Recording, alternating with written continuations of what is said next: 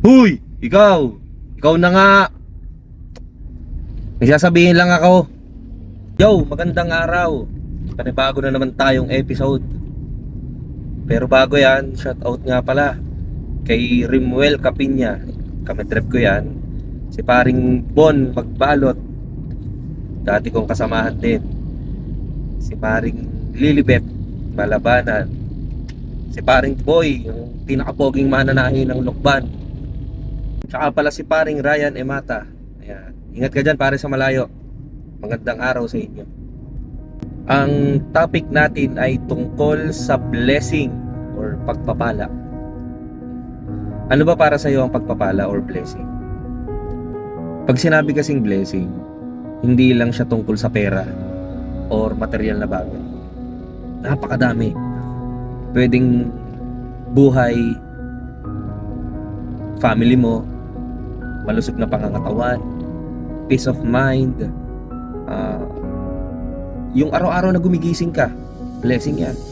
Yung pagkakaroon ng mga kaibigan, yan, blessing yan. Gaya na lang ni na Paulo, ni na paring Linton, na nakakapagbigay ng babae, ng babae ng mga payo, di ba? QS, di ba? Mga kadancers ko, blessing sila sa buhay ko.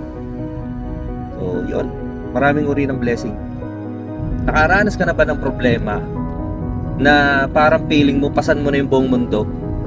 Sumabay pa yung planet Jupiter? Yung ganong feeling, hindi bagat mahirap, pero hindi. Normal kasi ang problema sa mundo.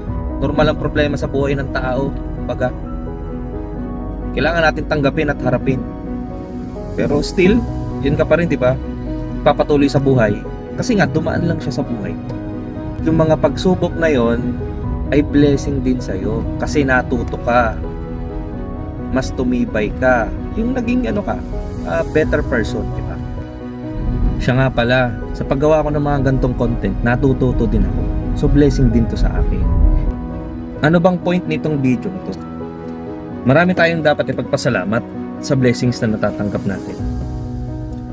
Gamitin natin ito ng tama. I-share mo ito sa iba, lalo tigit sa mga nangangailangan. Basta ito lagi mong tandaan, biniles ka ni Lord hindi para sa sarili mo lang, dahil biniles ka ni Lord para maging blessing ka din sa iba. Okay, kampay.